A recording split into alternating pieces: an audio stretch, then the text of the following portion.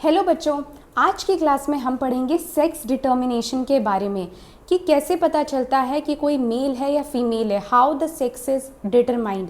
तो इसकी डिस्कवरी की थी हेंकिंग ने इन 1891। ये नाम आपको याद रखना है, नीट के लिए इम्पॉर्टेंट है कि इसकी डिस्कवरी की थी हेंकिंग ने।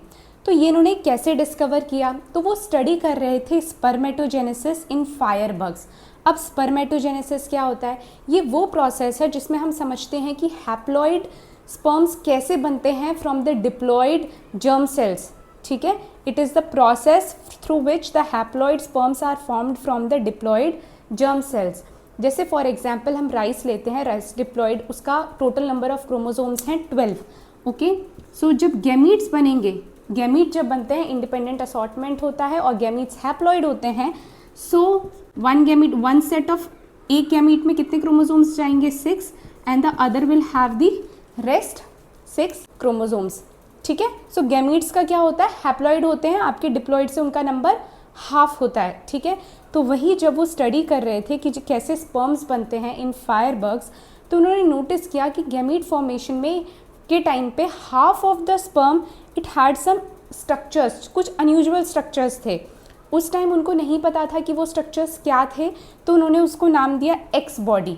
ठीक है, और उन्होंने कहा कि half of the sperm has got some structure which he called it as X body, और जो अदर हाफ स्पर्म्स थे उनमें वो स्ट्रक्चर्स प्रेजेंट नहीं थे। तो फिर उनके दिमाग में ये क्वेश्चन आया कि बेसिकली ये स्ट्रक्चर्स क्या हैं जो सिर्फ हाफ ही स्पर्म्स में प्रेजेंट हैं, why only half the sperms had this X body. दूसरा उनके दिमाग में ये आया that why the other half sperms they do not have this X body. तो बाद में साइंटिस्ट थे अर्विन मैकडन, जिन्होंने ये कंक्लूड किया कि वो जो एक्स बॉडी थी, जो हेंकिंग ने स्पर्मेटोजेनेसिस के प्रोसेस को स्टडी करते time half of the sperms में देखी थी, वो x body is actually the X chromosome. फिर उन्होंने उसको नेम किया दैट वो एक्स बॉडी जो वो नहीं समझ पाए थे क्या है, is actually the X chromosome. तो एरविन क्या कहते हैं कि जब स्पर्म का फॉर्मेशन होता है, so half of the sperms they carry the X chromosome, half sperms में एक्स क्रोमोसोम होता है, और बचे हुए हाफ क्रोमोसोम्स में हाफ स्पर्म्स में क्या होता है? एक्स क्रोमोसोम नहीं होता है।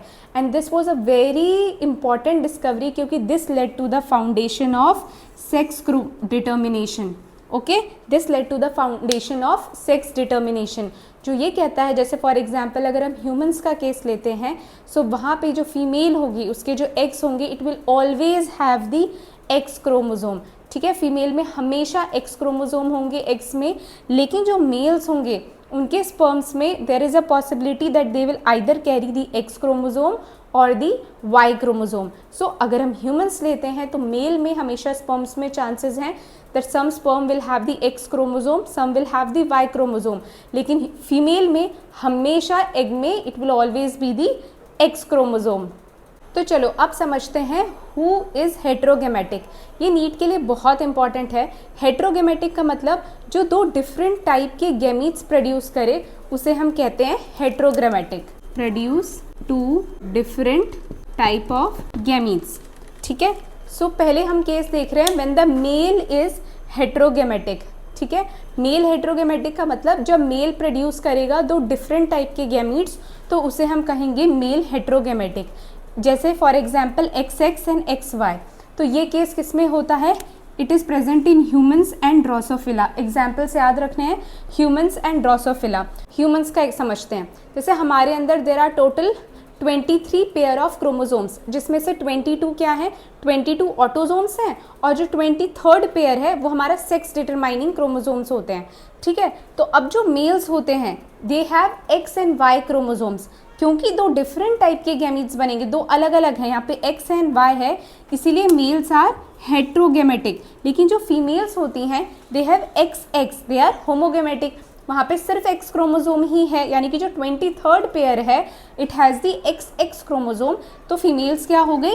होमोगेमेटिक। सो इस तरह की जो कंडीशन है that is on the 6 chromosome पे, या तो XX and XY, it is present in humans and drosophila. ठीक है, जिसमें जो मेल्स हैं they are heterogametic, females are homogametic.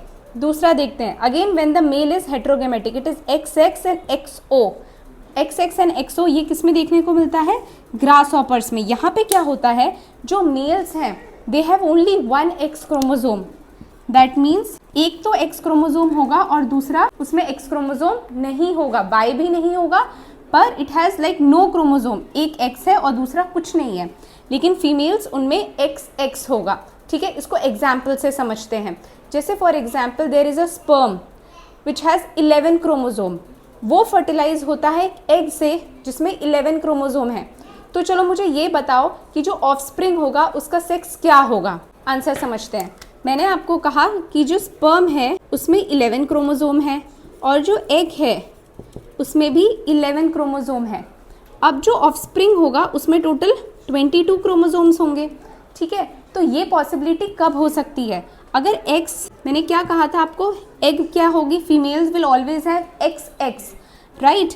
तो यहाँ पे एक गैमीट होगा, एग होगा जिसमें होंगे 11, ठीक है। अगर स्पर्म में X होगा तभी तो 11 प्रेजेंट होंगे, क्योंकि अगर X नहीं होता, क्योंकि मेल क्या कर रहा है, 2 टाइप के गैमीट्स बनाता है, या तो X होगा या तो सेक्स डिटरमाइनिंग जो क्रोमोजोम है वो नहीं होगा, ठीक है। तो या तो 11 होगा या तो 10, क्योंकि यहाँ पे X प्रेजेंट नहीं है ना, राइट। तो या तो 11 या 10।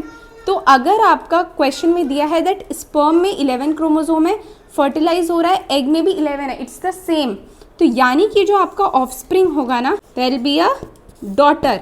कैसे पता चला मुझे, क्योंकि यहाँ पर क्या हुआ, ये X है और ये X है, जब X मिलेंगे तो क्या होगी, फीमेल होगी, तो ये 22 डॉटर होगी। अगर फॉर एग्जाम्पल यहाँ पे क्या होता, मेल में क्वेश्चन होता कि देयर इज 10 क्रोमोजोम्स और एग में 11, तो ऑफस्प्रिंग का क्या होता, क्रोमोजोम 21, तो मैं कहती कि ऑफस्प्रिंग क्या है, सन है। समझ आया। चलो तो अब हम लोग समझते हैं सेक्स डिटर्मिनेशन इन ह्यूमंस में टोटल 23 पेयर ऑफ क्रोमोजोम्स होते हैं। 23 पेयर हैं, यानी कि टोटल कितने क्रोमोजोम्स होते हैं, 46 क्रोमोजोम्स होते हैं ह्यूमंस के अंदर, ठीक है। अब हम ये पेयर इसलिए मैं बोल रही हूँ क्योंकि हर एक क्रोमोजोम क्या है, होमोलोगस क्रोमोजोम्स। जैसे ये आपका फर्स्ट क्रोमोजोम है तो ये एक पेयर में होता है, ठीक है, जिसमें से ये एक क्रोमोजोम आपका मदर से आता है और एक क्रोमोजोम फादर से आता है, ठीक है। ये दोनों क्रोमोजोम्स होमोलोगस होते हैं, सेम होते हैं in terms of shape, size और जीन पोजीशन या फिर जीन में, ये दोनों क्रोमोजोम सेम होते हैं। फ़र्क आता है, फ़र्क हो सकता है एलील्स पर, कि एलील इस पे और इसमें डिफरेंट हो सकता है, तो एलील्स में फ़र्क आता है, बाकी it is an homologous pair of chromosome, ठीक है। तो अब 23 पेयर ऑफ क्रोमोजोम्स होते हैं ह्यूमंस में, उसमें से जो 22 हैं they are called as autosomes, उनको हम कहते हैं ऑटोजोम्स, जो आइडेंटिकल है, मेल या फीमेल दोनों में सेम होता है।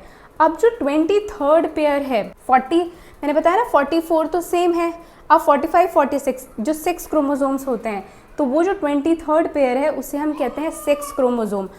फीमेल के अंदर क्या है, फीमेल होमोजाइगस होती है, XX होता है, लेकिन मेल क्या है, अभी मैंने आपको थोड़ी देर बताया था, human male is an example of heterogametic, तो यहाँ पे XY क्रोमोजोम होता है। तो जब फर्टिलाइजेशन होता है, जब फर्टिलाइजेशन होगा तो अगर सपोज करो एग में X क्रोमोजोम है और जो स्पर्म है उसमें X क्रोमोजोम है, तो फिर क्या होगा, X chromosome egg, X chromosome sperm, तो यानी कि XX ये हो जाएगी गर्ल।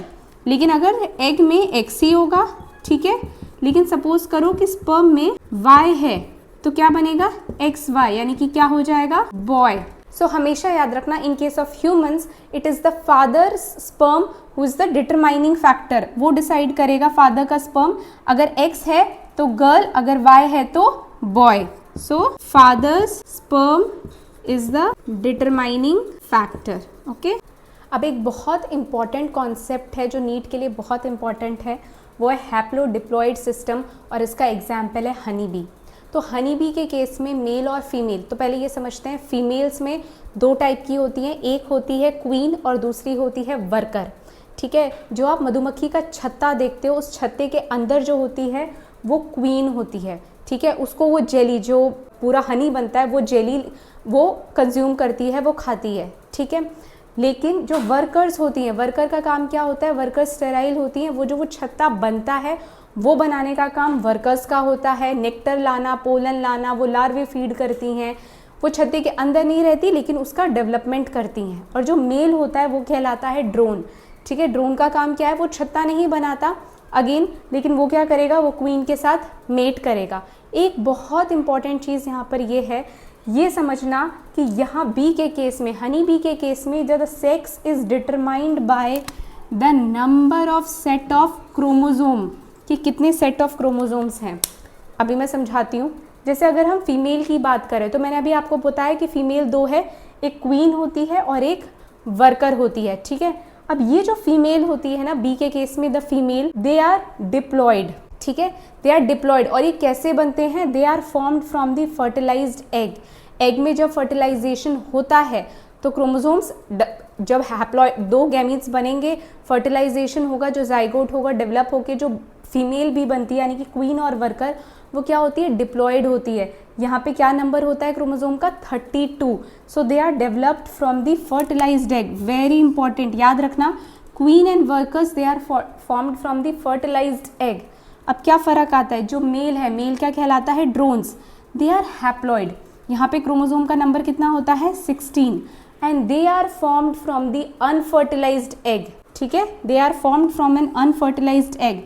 और उस प्रोसेस को, जैसे क्योंकि जैसे हम लोग अभी फ्रूट के केस में फर्स्ट चैप्टर में पढ़ रहे थे, सेक्सुअल रिप्रोडक्शन, फ्लावरिंग प्लांट्स, वहाँ पे भी होता है ना कि अगर फर्टिलाइजेशन का स्टेप स्किप हो जाए और फ्रूट का डेवलपमेंट हो तो उसे हम पार्थेनोकार्पिक फ्रूट कहते हैं।